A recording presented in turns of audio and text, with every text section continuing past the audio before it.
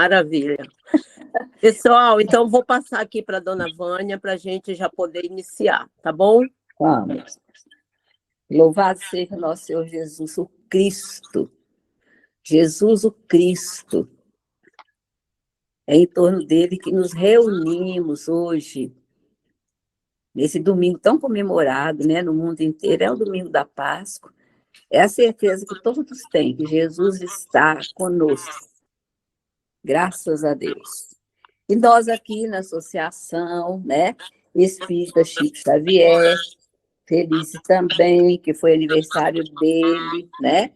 Nosso patrono comemorado, né? Muito comemorado. E hoje eu trouxe o livro Pão Nosso, Chico Xavier, pelo Espírito de Emmanuel. Ó, eu hoje mais cedo eu abri aqui, Arte de Servir. Vem aí para nós. Bem como o Filho do Homem não veio para ser servido, mas para servir. Jesus, o Filho do Homem. Está lá em Mateus, capítulo 20, versículo 28. Em companhia do espírito de serviço, estaremos sempre bem guardados. A criação inteira nos reafirma esta verdade com clareza absoluta. Dos reinos inferiores às mais altas esferas, todas as coisas servem a seu tempo. A lei do trabalho, com a divisão e a especialização nas tarefas, prepondera nos mais humildes elementos, nos variados setores da natureza. Essa árvore curará enfermidades. Aquela outra produzirá frutos. Há pedras que contribuem na construção do lar. Outras existem calçando os caminhos. O Pai forneceu ao Filho homem a casa planetária, onde cada objeto se encontra em lugar próprio, aguardando somente o esforço digno e a palavra de ordem para ensinar à criatura a arte de servir. Se lhe foi doada a pólvora destinada à libertação da energia, e se a pólvora permanece utilizada por instrumento de morte aos semelhantes, isso ocorre por conta do usufrutuário da moradia terrestre. Está vendo? Usa-se, então, para o bem ou para o mal, né? Porque o Supremo Senhor em tudo sugere a prática do bem, olha aí, objetivando a elevação e o enriquecimento de todos os valores do patrimônio universal. Não olvidemos que Jesus passou entre nós trabalhando. Examinemos a natureza de sua cooperação sacrificial e aprendamos com o Mestre a felicidade de servir santamente. Podes começar hoje mesmo. Uma enxada ou uma caçarola constituem excelentes pontos de início. Se te encontras enfermos, de mãos inabilitadas para a colaboração direta, podes principiar mesmo assim, servindo na edificação moral de teus irmãos. Olha ali, ó, aquela parte, né? Que Jesus nos mostrou isso, né? Ele passou por aqui ensinando o bem, pregando o bem. Nós todos vimos isso aí nesses últimos dias, gente. É Facebook, é Instagram, é televisão, é tudo, né? As igrejas falando sobre isso, não é? Então, Jesus passou entre nós trabalhando. Então, nós temos que examinar a nossa cooperação sacrificial, quer dizer, a nossa cooperação que muitas vezes vem através do sacrifício, como Jesus. No final, ele carregou a cruz até o final, hein? E não aceitou ajuda, não. Ele foi. e aprendamos com o Mestre a felicidade de servir santamente. Podemos começar hoje mesmo. Então, que Jesus, que continua servindo, nos servindo a todos, nos fortaleça também nesse novo tempo, né? Porque a nossa vida, os nossos ciclos são marcados aí, ó, por tempos no Evangelho. Então, que nesse tempo que nós estamos aqui, que nós também consigamos servir como Jesus serviu. Graças a Deus. Graças a Deus. Vamos lá, Débora. Obrigada, dona Vânia. Obrigada, minha querida. Então, vamos iniciar hoje aqui o nosso evangelho. Eu escolhi hoje um item bem pequenininho para que a gente possa conversar em torno desse item do capítulo. O meu reino não é deste mundo. Quem fala isso é o mestre. E essa fala, ela tem um significado muito grande para nós, porque ela vai acontecer um pouco antes da prisão de Jesus, né? Nós vamos relembrar que os romanos, eles vinham de uma perseguição muito grande, né, ao Cristo. Por quê? Porque em todas as épocas, em todos os tempos, aqueles que acham que têm o poder dominatório nas mãos têm medo de perdê-lo, né? Então, eles tinham medo, porque Jesus é o Cristo, né, gente? A gente não pode deixar de reafirmar: Jesus é o Cristo. Jesus faz parte, né, de uma pleiade de espíritos crísticos, onde a matéria não prevalece mais em nada nesses espíritos. É bom também a gente dizer que esses espíritos não foram criados diferentes de nós. Todos foram criados simples e ignorantes, mas com todas as possibilidades de crescer e de evoluírem. E Jesus, assim como outros, andou em linha reta. Então, Jesus, ele enviou e preparou vários missionários. Em todos os tempos vieram missionários, mas a gente precisa colocar que todos esses missionários que vieram foram preparados por Jesus. Não é maior que o Cristo. O Cristo é o governador do nosso orbe e já está há muito, muito, muito tempo que a gente se perde. Então, ele enviou muitos que ele preparou. Mas no momento em que precisava o seu evangelho ser alicerçado, a mensagem do amor, ele veio. E quando a gente acompanha, né, assim, desde o seu nascimento, a gente vai perceber que muitos, muitos mesmo daquela humanidade sofrida, daquela humanidade que já estava cansada daquele jugo, daquele poderio opressor, eles agasalhavam no fundo do seu íntimo que o Messias viria. Eles tinham essa esperança. Essa esperança era alicerçada por muitos que já haviam passado, médios, né, da época, e que falavam que o Messias viria. Só para a gente ter lembrar um pouquinho que a entidade de nome Gabriel, né, o anjo que aparece para Maria, para José, e tudo ali em torno do nascimento de Jesus, porque assim também as trevas sabiam que o amor iria se corporificar na Terra. Então, eles ali meio que armando, né, ciladas e tudo, tanto que essa própria entidade Gabriel que fala que eles tinham que, quando Jesus nasce, que eles não poderiam voltar, porque existia ali todo um comando de uma perseguição para retirar as crianças nascidas naquela época. Retirar, digo, matar mesmo, né?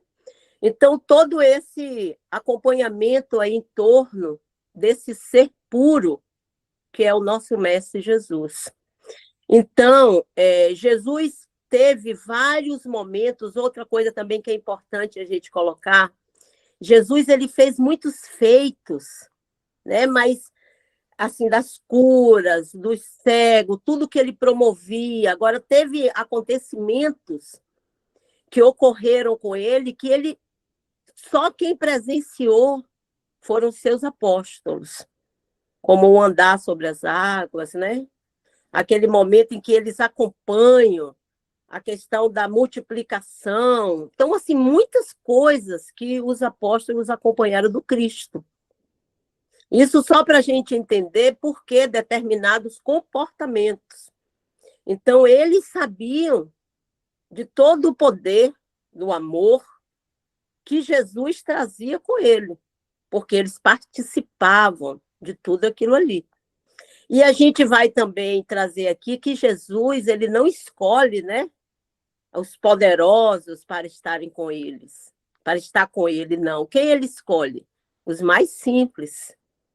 Se a gente for olhar ali o colégio apostolar, ele escolhe, Pedro, né, o pescador afoito, imediatista, que queria que acontecesse logo tudo ali, ao tempo e à hora. Então, ele escolhe ali companheiros. Lógico que a gente tem que entender que já existia uma equipe espiritual ali nos apóstolos, claro, mas com hábitos, vamos dizer assim, muito da própria natureza humana, né? Da natureza humana, para a gente não se colocar distante do Cristo, porque não é isso que Jesus quer. Jesus quer que nos aproximemos dele. E quando a gente ouve assim, o Cristo não escreveu nada, por que será que ele não escreveu? Porque o seu desejo maior é que o seu evangelho fosse alicerçado em nossos corações. Tem uma fala muito bonita, depois que Jesus já havia, né, retornado, em que Jesus está com João, e Jesus pergunta para João, isto está em um livro de Amélia Rodrigues, viu, gente? Não sei se é antologia mediúnica, não lembro direito agora, mas eu lembro da fala. Jesus pergunta para João, João, como que eu estou sendo falado, como que o meu evangelho está sendo desenvolvido na terra. E João vai começar a falar para ele que houve, né, um engano de Frei Dionísio quanto ao seu nascimento. E aí Jesus amorosamente interrompe João e diz assim, não, João, não é a esse tipo de nascimento que eu estou me referindo. Não é a essa idade cronológica que eu estou me referindo. O que eu estou perguntando para você é se o meu evangelho já nasceu no coração das pessoas, porque esse é o meu maior desejo. Então, o maior desejo do Cristo é que o seu evangelho seja aqui, ó, dentro de nós, construído dentro de nós, e a gente possa fazer essa revolução nas nossas vidas. Porque Jesus, ele não veio, né, para revolucionar fora, embora ele foi tão grande, ele se fez pequeno, ele se fez simples, mas a sua mensagem foi tão intensa que ela dividiu a história, né? Antes dele e depois dele. E a sua mensagem, o seu verbo, era simples. Jesus ele queria tanto que a gente entendesse o seu evangelho, as suas palavras, que os seus ensinamentos, muitos vieram através de historinhas, de parábolas. Não é assim que a gente ensina as crianças? Contando uma história, né? E aquilo ali, ó, vai se corporificando dentro daquele coração infantil. Porque nós éramos, naquela época, eu digo sempre nós, porque se a gente entende da reencarnação, muitos de nós estivemos lá, gente. Agora, é claro, né? Fomos aqueles e aquelas que preferiram Barrabás ao invés do Cristo, porque a gente ainda não entendia o amor. E Jesus sabia disso. Né? Então, essa fala aqui com Pilatos ocorre momentos antes da prisão de Jesus. E aí, depois, Pilatos vai perguntar para ele, né? Pilatos tornou a entrar no palácio e mandando trazer Jesus, muito antes da prisão, não, gente, da crucificação. Mandando, Jesus já havia sido preso. Mandando trazer Jesus à sua presença, indagou-lhe: És o rei dos judeus? Respondeu-lhe Jesus: Meu reino não é deste mundo. Se meu reino fosse deste mundo, minha gente teria combatido para impedir que eu caísse nas mãos dos judeus. Mas meu reino não é daqui. Então, com esta fala, Jesus abre a nossa mente, nos falando da sua realeza, a sua verdadeira realeza é a realeza espiritual. Nos dizendo que nós estamos aqui na Terra em uma passagem muito rápida, gente. Eu digo muito rápida, porque o que é 80, isso é, se a gente chegar lá, né? 80, 90, 100 anos, comparado à eternidade que é destinada para todos nós. Então, é um mergulho rápido.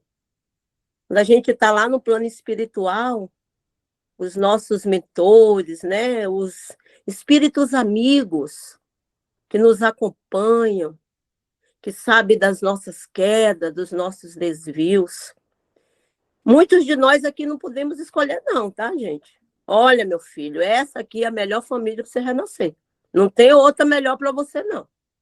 Mas, Senhor, mas eu vou lidar com isso, com isso. Vai, meu filho. Vai porque você precisa. E essa aqui já aceitou te receber. Isso porque, às vezes, a gente ouve os desavisados falarem assim, né? Ah, por que eu vim nessa família? Veio porque precisava. Veio porque nós necessitávamos. E o sentimento de gratidão aos nossos antepassados, independente, mas minha mãe, em determinada época, me abandonou, me deixou. Gente, pode ter sido ali um desafeto seu, mas ela deu sim para você voltar. Você veio através daquele útero, daquela mãe, daquele sim que ela deu para você retornar. Né? Quantas mãezinhas em processo ainda de gravidez tem tantas dificuldades, porque é aquele embate ali com o espírito, muitas vezes um desafeto, mas ela segura ali como se fosse uma joia preciosa, e ela cuida, né? Então, ela deu sim para que muitos de nós estivéssemos aqui. Então, esse é o sentimento da gratidão. Primeiro, a gratidão aos nossos pais, sempre, aos nossos antepassados, né, que viveram coisas que a gente sequer imagina, numa vida muito mais difícil, muito mais dolorosa do que a gente tem hoje. Então, nós estamos aqui, nós não podemos esquecer dessa nossa linhagem aí. Agora, isso não quer dizer, né, também tenho que colocar, isso não quer dizer que a gente tenha que trazer conosco determinados padrões, né, que a nossa avó teve lá atrás, nossa família. Não quer dizer. A gente pode agradecer e a gente pode viver hoje a nossa própria vida. Quando eu falo dos padrões, gente, é porque quando a gente está muito atenta a essa questão, a gente percebe que muitos dos nossos entes queridos revivem, como se revivessem padrões que foram lá atrás de seus pais, em determinadas situações. Aí você fala assim, meu Deus, parece que está fazendo igualzinho a mãe. Então, isso é um repetir padrão, né? Isso aí, muitas das situações. Então, muitas vezes, isso acontece conosco. Então, a gente agradece, a gente, né, tem até uma técnica que a gente faz de agradecimento para os nossos antepassados, mas a gente diz, mas eu me permito daqui para frente viver o que eu preciso viver para o meu próprio crescimento e evolução. E a gente segue, né? Então vamos voltar aqui. A gente também vai lembrar que quando Jesus, ele é... Gente, Jesus, quanto mais a gente tem um pouquinho de conhecimento, mais a gente ama, né? A gente ama, porque, meu Deus, vai demorar muito, nossa senhora, muito, para a gente entender verdadeiramente a natureza do Cristo. Olhe lá se a gente conseguir entender. Então, Jesus, ele sabia que o discípulo amado iria traí-lo. Ele olha nos olhos de Judas e ele diz, o que tem que fazer, faça logo. E Judas sai, né? Tem ali aquela trama ali, e ele vende o Cristo, né? Ele entrega, na verdade, o Cristo. A senha era, ele dá um beijo, né? Porque Jesus estava ali naquela ceia com os seus apóstolos, e ele precisava, então, beijar o rosto daquele que era Jesus. E aí ele faz isso. Quando Jesus é preso, Pedro, na hora, porque Pedro, assim, a gente vê muita questão do imediatismo de Pedro. Pedro, na hora, ele tira a espada e ele corta a orelha do centurião. E Jesus pega a orelha, né? Pega ali, limpa e, ó, reconstitui a orelha do centurião na hora. Por quê? Para o espírito dessa envergadura do Cristo, espíritos crísticos, a matéria não é nenhum obstáculo para eles mais. Nenhuma. E Jesus fala para Pedro, Pedro, embainha tua espada. Porque quem atua pela espada perecerá. E aí a gente já conhece, né, um pouquinho dessa história, Jesus é conduzido. E muitos dos discípulos ficam amedrontados. Por quê? Porque se eles fossem presos naquele momento, eles também, gente, poderiam ser crucificados. Então a gente entende também o porquê, né? Levados pelo medo. E eles queriam, Judas, por exemplo, Judas já tinha presenciado muitos feitos do Cristo. Então, ele desejava terminantemente que no momento da prisão, Jesus pudesse ali, porque ele falava, com o poder que ele tem, ele vai destruir isso aqui em dois momentinhos, ele acaba com tudo. Mas a missão do Cristo não era essa. A missão do Cristo era uma missão altamente pacífica. E quando ele percebe que Jesus se deixa conduzir em silêncio, ele enlouquece. Ele entra em um processo de um remorso tão grande que ele se suicida. Então, não é que Judas não amasse o Cristo. E aí eu não sei se faz parte da cultura de vocês, se fez, mas na minha infância, aqui em Porto Seguro, no sábado da Aleluia, tinha aquele negócio de queimar o Judas. Gente, parece que era como se a gente quisesse externar ali, né? Aquela raiva contida lá atrás, aquele momento em que nós não fizemos nada e saía aquele Judas, gente do céu. Hoje aqui não tem mais isso, né? Graças a Deus. Não sei se vocês participaram disso aí, mas aqui em Porto Seguro tinha a queima do Judas. Dona quer falar, meu amorzinho? Por aqui também, Debe, né? Acho que agora não tem mais, não. Pelo menos em Belo Horizonte não tem essa cultura mais, não. Não ouço falar. Mas aqui também tinha. E nós tínhamos uma vizinha que ainda, uma semana antes, nessa semana, a Santa, cada um escrevia o nome dos inimigos, podia colocar dentro do Judas, recheado, tá? Pra você ter uma ideia. E daí, eu era pequena, eu entendia aquilo. Eu falei, gente, eu queria tanto colocar lá, mas que nome que pode pôr? Eu perguntava. Eu não esqueço isso. Ontem eu ainda comentei isso com a minha filha, tá? Era desse jeito mesmo, Deb. Aham. Aí acho que Mônica colocou aqui, Manaus, aonde nasci, também tinha. É isso, Mônica? Acho, acho que foi sim, ela colocou que sim. Então, a gente se permitia, né, ser levado ali pelaquela. Porque a energia que está ali, você imagina, você queimar um negócio, ainda que seja um boneco de pano, mas colocar nomes ainda de gente é muita loucura, né? Mas, enfim, a gente fazia isso e naquela época a gente achava que era o certo, né? Porque a gente estava ali, ó, torcendo ali para quanto aquele Judas não fosse queimado, quanto aquele boneco não fosse queimado todinho, a gente não estava satisfeito. Você vê como que vai passando o tempo, essas situações vão mudando e nós vamos mudando, né? Bem-vinda, Eliane, bom dia. Vai mudando a nossa cultura, vai mudando o nosso pensamento. Então, Judas, quando percebe que Jesus se deixa conduzir, ele fica tão enlouquecido pelo sentimento do remorso que ele se suicida.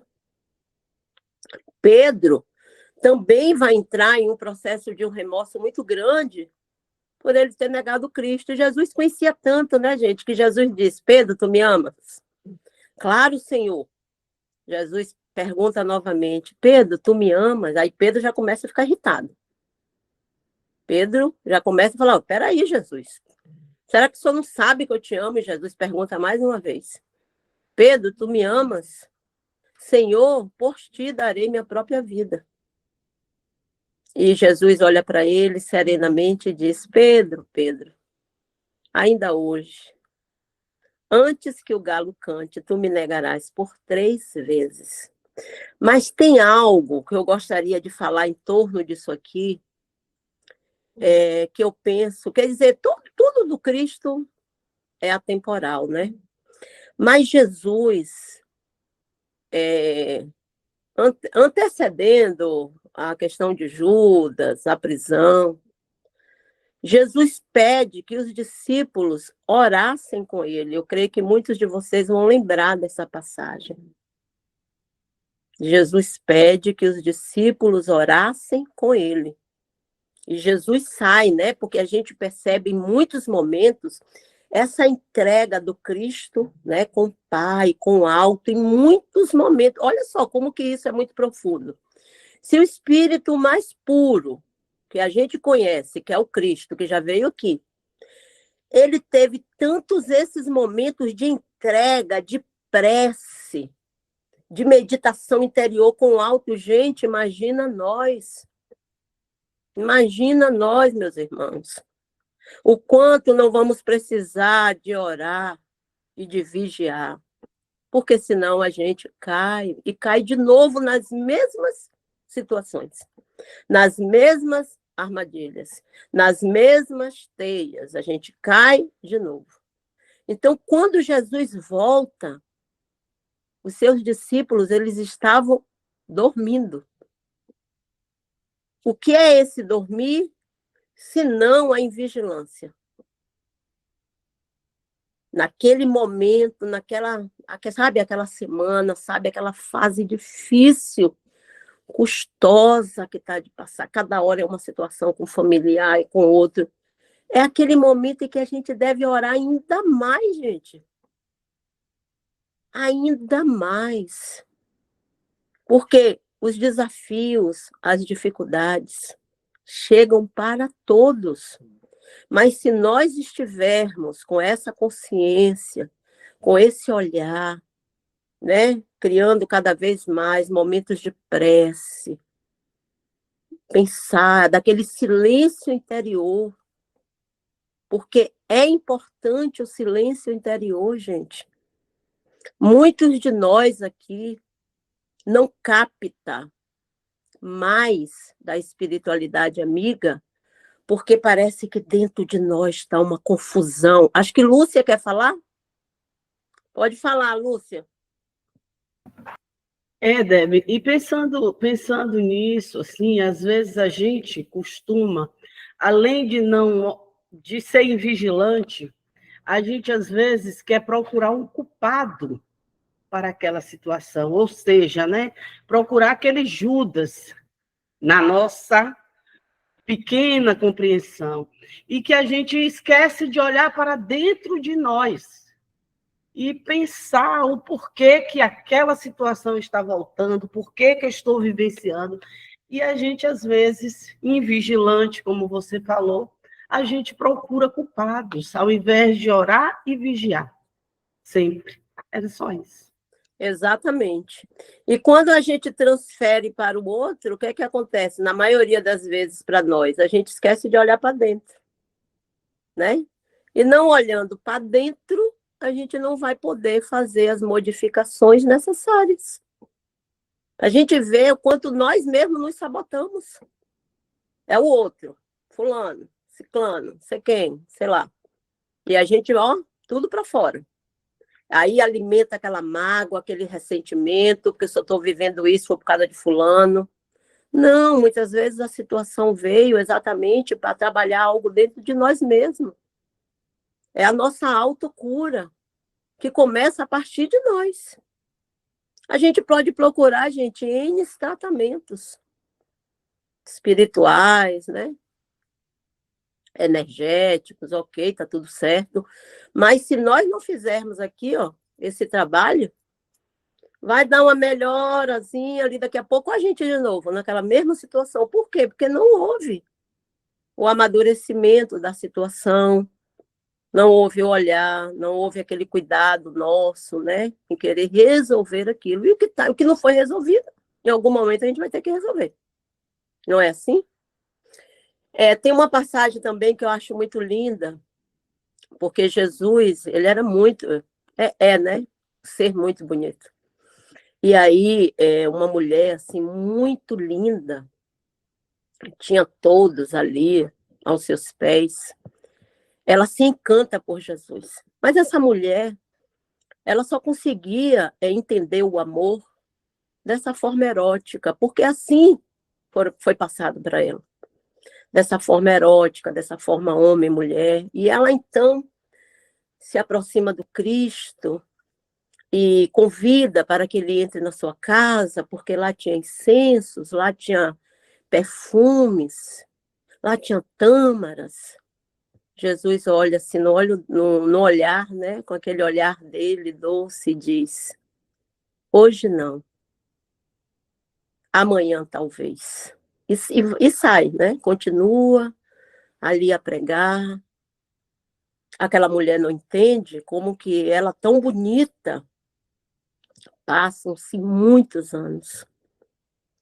E Jesus é convidado por uma mulher para que ele fosse visitar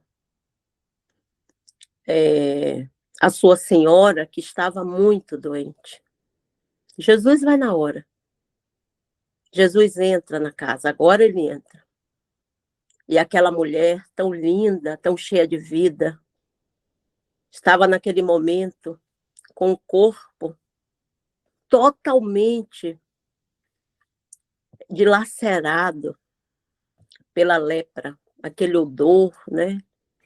Jesus se aproxima dela, pega nas suas mãos e ela o reconhece.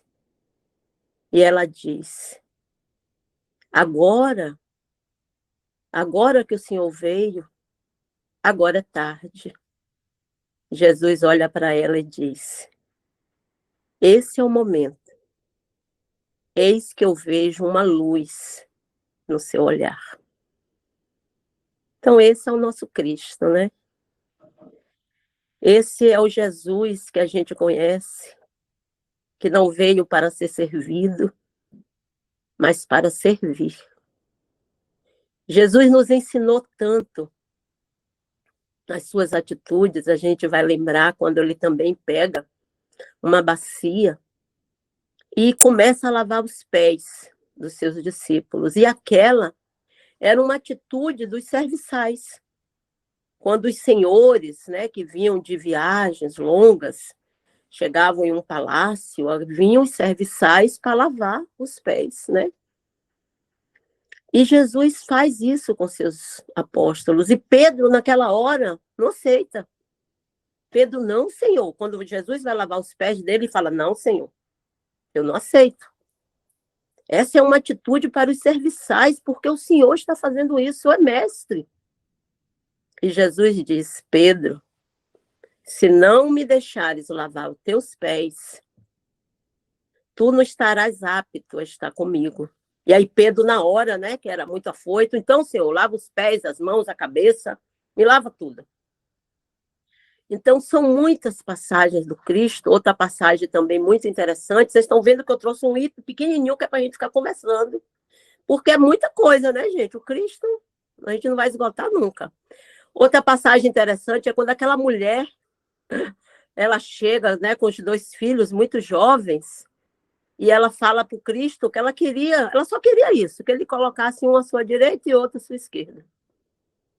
E aí Jesus fala para ela, será que eles estão aptos para beber o meu cálice? Não sou eu quem escolhe é o Pai. Então, assim, muitas vezes nós queremos algo muito, né? Às vezes alguém está fazendo ali um trabalho bacana, a gente, eu queria estar na frente, poxa, queria estar ali. Mas será que a gente está apto para beber o cálice que aquela pessoa está bebendo? E muitas vezes em silêncio. Muitas vezes em silêncio. Então, é essa coisa da nossa própria fragilidade, né? Da nossa própria fragilidade.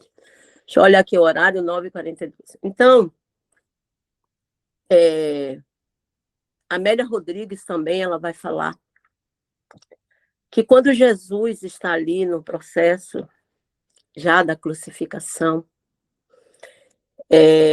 eles relatam a questão de um centurião que está ali, né, de um soldado, que assim, a crucificação eles lidavam dia a dia, era como se fosse a pena de morte, eles botavam lá. E aí ele sai, para a gente ver como que as trevas estavam ali, né? Ele sai com uma lança e ele diz assim, tu não és o rei, tu não és o Deus, salve a si mesmo. E penetra aquela lança no corpo do Cristo. E ela vai contar que quando Jesus olha e diz assim, Pai, perdoa-lhes, porque eles não sabem o que fazem.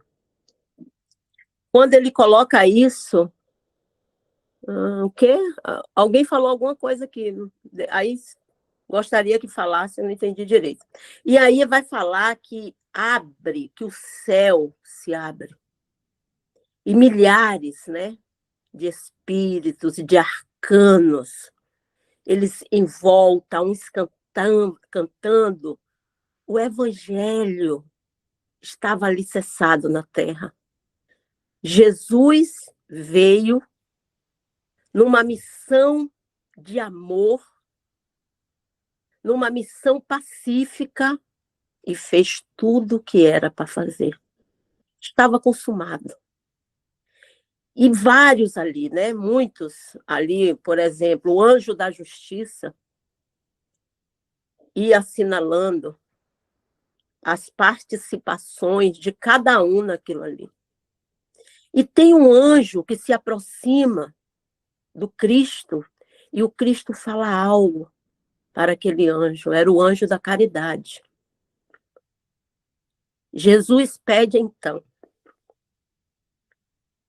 que o anjo da caridade fosse socorrer Judas, o discípulo amado, que havia acabado de suicidar-se. E neste domingo de Páscoa, que tem um significado tão grande para nós, porque a vida, né? Jesus, ao retornar, ele disse para nós, sois eternos. A centelha divina existe em cada coração. Vocês podeis fazer tudo o que eu faço e muito mais. Quem fala isso é o Cristo, gente. Não sou eu que estou falando. Alicerçando aí em nossos corações a eternidade da alma. Somos espíritos imortais. Os nossos amados, amadas, que já voltaram, vivos se encontram na verdadeira pátria. Na verdadeira pátria que é espiritual. Então, não nos iludamos. Isso aqui, a terra, é passageiro, gente. Não deixemos de valorizar o que é essencial para nós, que é o nosso crescimento. Nós viemos aqui mais uma vez para agora fazermos a diferença. E muitos de nós aqui já têm condições de fazer essa diferença, né? Então, essa é a nossa mensagem. Quero agradecer, desejar um feliz domingo de Páscoa, que Jesus possa nascer, renascer todos os dias em nossos corações. Porque todos os dias Jesus nasce no coração de alguém. Então, muito obrigada a todos. Vamos ver aqui um coração amigo que queira fazer aqui a nossa prece de agradecimento por esse dia. Rita está aí, Rita, ou Eliane, quem quiser, gente. Dona Vânia já fez a inicial. Estou aqui, Debbie. Quem colocou? Rita, ok. Então, vamos passar para a nossa querida Rita. Vou fechar aqui o meu áudio, eu espero que ele abra depois. Senhor Jesus, nós queremos te agradecer, Mestre, pela oportunidade que tivemos de estarmos ligados e interligados ao teu coração. Pedimos, Senhor, pelos lares aqui representados. Queremos te agradecer, Senhor, por tudo que recebemos. E que tu possas renascer, Senhor, ressurgir em nossas vidas todos os dias. Que possamos trilhar os teus passos, Senhor. Ajuda-nos, Mestre. Pedimos pelas águas que serão fluidificadas. E abençoa, Senhor, essa semana que se inicia. Muito temos a te agradecer, Senhor. Muito obrigado. Graças a Deus. Obrigada, Rita. Obrigada a todos. Pessoal, quero agradecer aqui a todos que já se inscreveram no nosso canal. Mas continuamos pedindo, quem ainda não se inscreveu, se inscrevam, é importante para o nosso canal, para a nossa casa. Nós já estamos com mais de 600 inscritos, então, olha, muita gratidão. E todas as vezes que a gente se inscreve, a gente recebe, né? Quer dizer, não é todas as vezes. Você se inscreveu, você já está lá, e aí você começa a receber as notificações de tratamentos à distância, do evangelho, das palestras, né? Tânia colocou uma semana iluminada para todos. Obrigada, Tânia. Eudson, obrigado, feliz semana para todos. Bem-vindo, meu querido, bem-vindo. Então, gente, quem ainda não se inscreveu, Lúcia está sempre colocando o linkzinho lá, aqui no grupo do Evangelho. Então, a gente agradece a todos os corações amigos que já se inscreveram e que compartilham, né, as palestras, os tratamentos. É comum a gente anda e vira, a gente está recebendo de alguém de outra cidade, perguntando sobre os tratamentos. Então, toda a nossa gratidão, viu, gente? Ó, beijo no coração de cada um,